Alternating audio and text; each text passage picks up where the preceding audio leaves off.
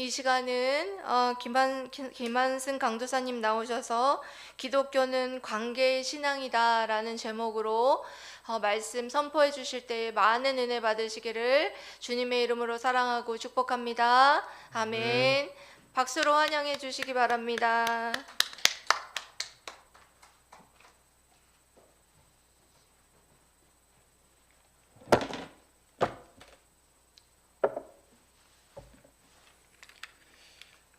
제가 50이 되어서 신학을 전공하면서 정말 처음에는 굉장히 많이 울었어요. 왜 울었냐면은 신학을 공부하다 보니까 너무 늦었다는 그런 생각이 정말 저를 굉장히 두렵게 했습니다. 목회 사역에 나와서 설교 사역을 하는데 내가 죽을 때까지 어디까지 설교를 할 수 있지? 생각을 해보니까 거의 없더라고요. 진짜 완벽하게 한다 그러면은 복음서 하나 정도 완전하게 할 수 있을까 하는 그런 두려움이 생기더라고요. 그래서 설교를 어떻게 하냐면은 길게 잡고 거기서 핵심만 잡아서 여러분들에게 전달해 주겠다 하는 그런 생각을 가지고 말씀을 준비합니다. 레이기는 노예로 살았던 유대인들을 갖다가 하나님 백성으로 만들기 위한 하나님의 가르침입니다. 당연히 노예로 살았기 때문에 그들은 이방 풍습에 젖어 있었고요. 또 가나안에 들어가면 또 이방 백성들하고 함께 부대껴야 됩니다. 그래서 하나님 백성으로 사는 정결법, 여러 가지 제사법 이런 것들을 갖다 총망라해서 이스라엘 백성들의 유대인들에게 가르치는 그러한, 어떻게 보면은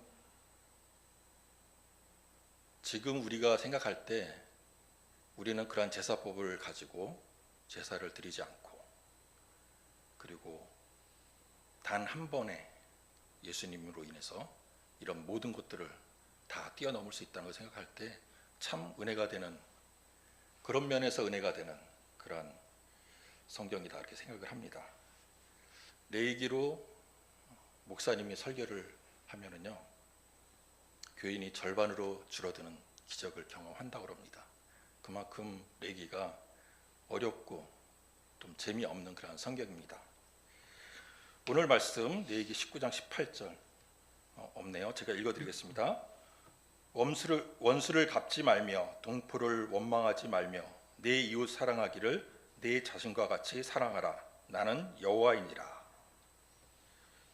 오늘의 말씀은 노예로 살던 유대 백성들에게 적절하게 와닿는 그러한 이야기입니다. 애굽에서 노예로 살던 그들을 어느 누구도 보살펴 주지도 않고요, 따뜻하게 말해주지도 않았고요, 그리고 그 노예 대하기를 자신처럼 대하는 사람들이 아무도 없었습니다. 그래서 이웃 사랑하기를 나 자신같이 하라는 그러한 가르침은 굉장히 매우 적절한 그러한 비유입니다. 사실 성경 전체를 이렇게 쫙 관통해서 돌아보면은 성경 전체는 하나님 사랑과 이웃 사랑으로 귀결이 됩니다. 그래서 예수님이 바리새인들이 율법에서 가장 중요한 것이 무엇이냐고 물어봤을 때 예수님이 신명기하고 이 레위기 말씀을 들어가지고 이렇게 말씀하십니다. 제가 읽어드리겠습니다. 예수께서 바리새인에게 말씀하셨다. 내 마음을 다하고 내 뜻을 다하고 내 목숨을 다하고 내 뜻을 다하여 주 너의 하나님을 사랑하여라 하였으니 이것이 가장 중요하고 으뜸가는 계명이다. 둘째 계명도 이것과 같은데 내 이웃을 내 몸과 같이 사랑하여라 한 것이다. 이 두 계명에 온 율법과 예언서의 본뜻이 달려있다. 마태복음 22장 37절부터 40절까지의 말씀을 제가 세번역 성경으로 읽어드렸습니다. 예수님은 40절 말씀에서 모든 율법과 예언자들이 하나님 사랑, 이웃 사랑, 이 두 계명에서 나오는 것으로 이제까지 사역하고 이야기하였다고 말씀을 하십니다. 하나님 사랑, 이웃 사랑, 이것이 발현되는 가장 중요한 핵심은 관계입니다. 수식적으로는 하나님과 나와의 관계, 수평적으로는 나와 이웃과들의 관계. 이것이 올바르게 되어야지 사랑과 그다음에 관계가 이어지게 되는 것입니다. 믿음이 좋다는 평가를 받고 봉사도 열심히 하고 기도도 열심히 한다면은 그렇게 하는 사람이 있다고 해도 하나님과의 관계 또 이웃과의 관계에 실패했다면은 이 모든 것은 다 거짓입니다. 믿음도 거짓이고요. 봉사나 기도도 다른 사람들에게 보여주기 위한 쇼에 불과합니다. 왜냐하면 그 사람은 관계에서 실패하였기 때문입니다. 가장 중요한 관계에서 실패하면 모든 것이 다 실패한 것이 됩니다. 그러면 관계에서 성공하기 위해서 우리가 어떻게 해야 되느냐? 순서를 지켜야 합니다. 사실 하나님의 사랑과 이웃 사랑은 한 몸과 같습니다. 떨어져서 사랑, 어떤 사랑이 더 중요하냐 이런 것을 말할 수는 없습니다. 그러나 하나님과의 관계가 바로 되어야만 비로소 이웃과의 관계도 바로 이어지게 됩니다. 그런데 우리가 이웃을 내 몸처럼 사랑할 수 있는 능력이 있을까요? 사람들은 그럴 만한 능력이 없습니다. 사랑의 능력이 없는 우리가 어떻게 이웃을 사랑할 수 있느냐? 그 방법은 오직 한 가지입니다. 우리가 하나님을 신뢰하고 하나님을 믿고 하나님을 따르면은 그 하나님이 곱절로 부어주시는 그 하나님의 사랑을 우리가 공급받아야 합니다. 제가 예를 하나 드리겠습니다. 여기 물컵이 있습니다. 이 물컵이 저라고 생각을 해보겠습니다. 이 물컵은 깨지면은 다른 사람들에게 상처만 줄 뿐입니다. 이 안에 무엇이 담겨야만 비로소 능력을 발휘합니다. 이 생수를 하나님이 주시는 사랑이라고 제가 한번 예를 들어보겠습니다. 자, 하나님의 사랑이 저에게 부어집니다. 조금 부어졌어요. 그러면은 내가 이웃을 사랑할 수 있을까요? 하나님의 사랑이 좀 담겨 있긴 있어요. 하지만 이내 메마르고 말죠. 그래서 이웃을 사랑하고자 하는 그런 마음이 생길지라도 실천하기는 너무나 턱없이 부족합니다. 자, 중간쯤 물이 채워졌어요. 어떻게 될까요?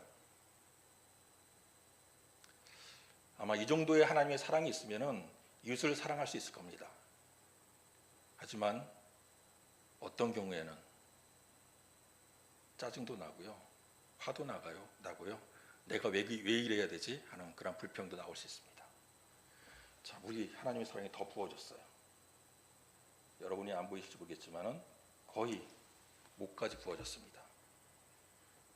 그러면 우리 어떻게 할 수 있을까요? 아마 문제 없을 거예요. 넉넉하지 않습니까? 자, 하나님의 사랑이 더 부어집니다. 흘러넘치죠. 예, 많이 있을까? 잘 마시겠습니다.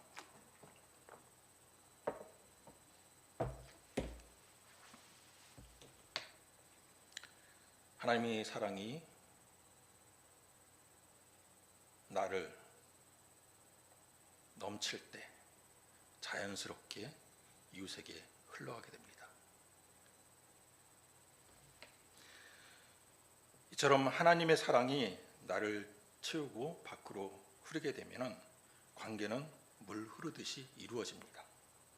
그래서 우리가 세워야 할 관계의 우선은 하나님입니다.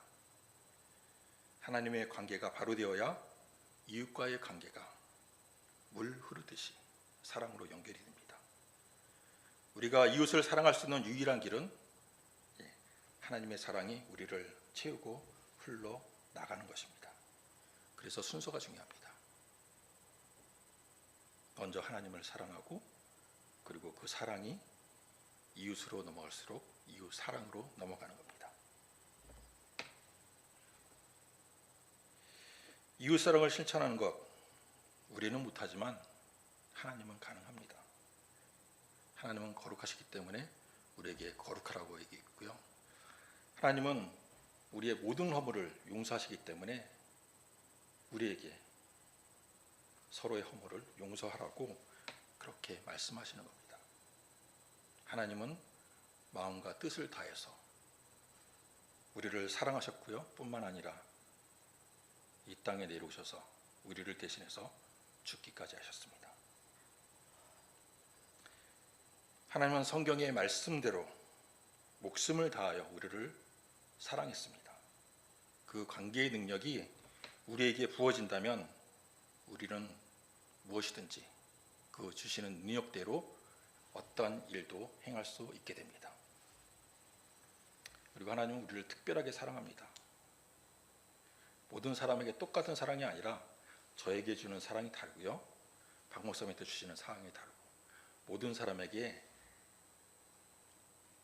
천편일조로 사랑하는 것이 아니라 맞춤 사랑을 해주시는 겁니다. 특별히 자신의 피와 물을 다 토하는 그러한 사랑을 우리에게 부어주십니다.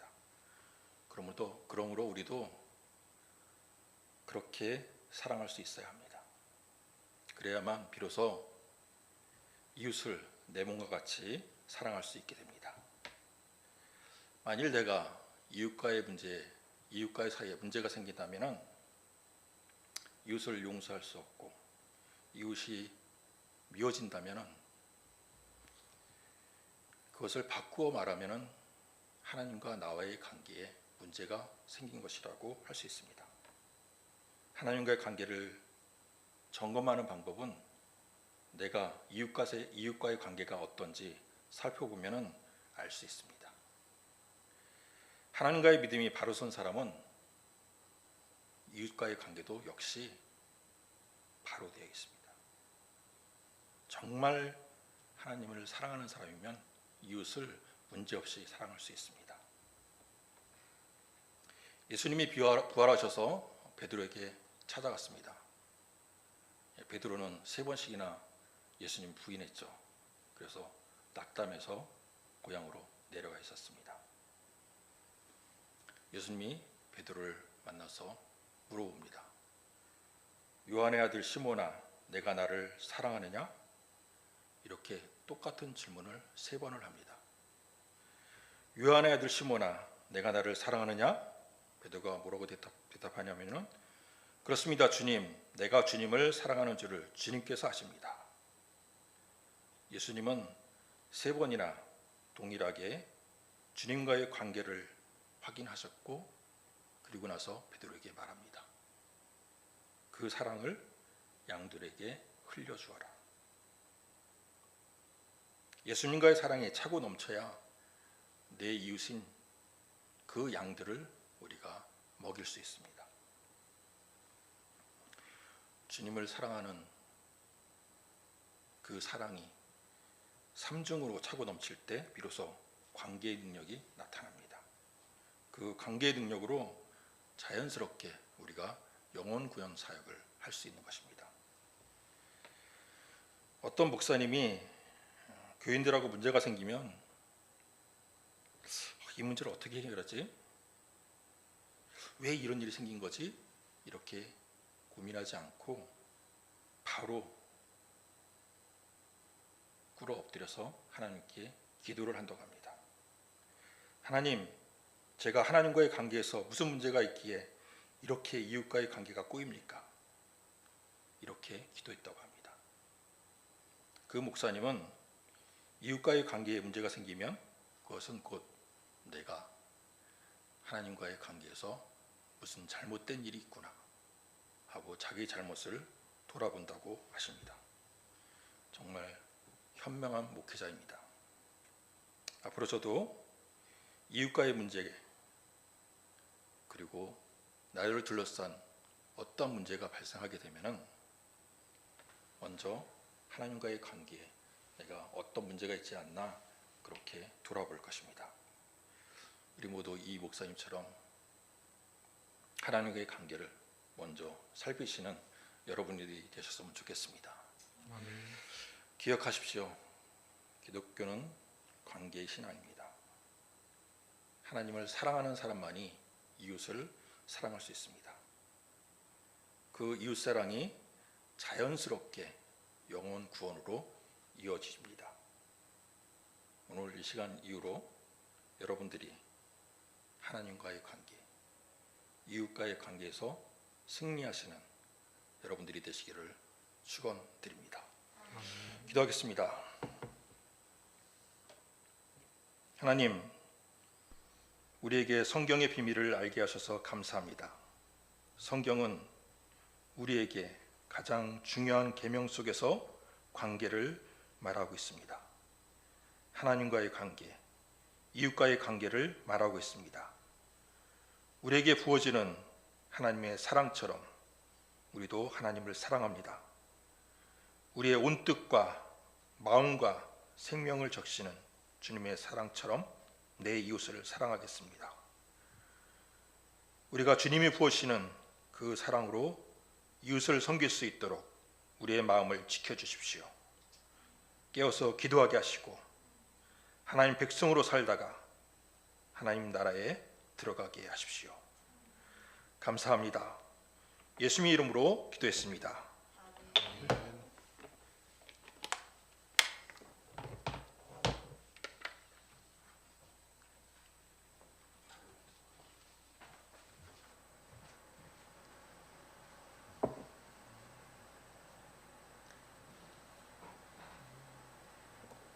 네, 오늘 김한승 강도사님 굉장히 중요한 주제로 설교를 해주셨습니다.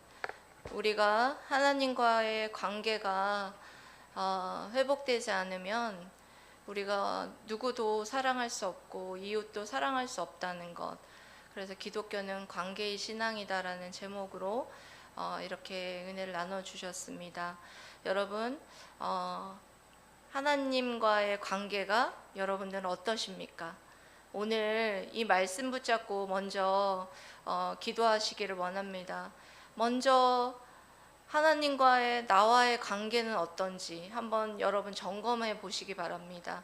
그래서 정말 내가 하나님과 나와 서먹서먹한 관계는 아닌지, 정말 아빠와 자녀와 같은 그런 친밀한 그런 관계에 있는 우리들인지, 기도를 하면 그걸 알 수 있죠. 기도를 할 때 왠지 서먹서먹하고 왠지 오랜만에 만난 아버지 같고, 그러면 여러분들은 하나님과 관계가 굉장히 멀어져 있는 지금 상태에 있다라는 것입니다. 그래서 한번 관계를 점검해 보시고요. 하나님의 사랑이 넘치게 해달라고, 하나님과 관계가 회복하게 해달라고 그렇게 기도하시고, 그 사랑으로 내 이웃을 내 몸과 같이 사랑할 수 있는 우리 모두가 되게 해달라고 이 시간 말씀 붙잡고 주여 삼청 외치고 하나님 앞에 기도 올려드리도록 하겠습니다. 주여, 주여, 주여.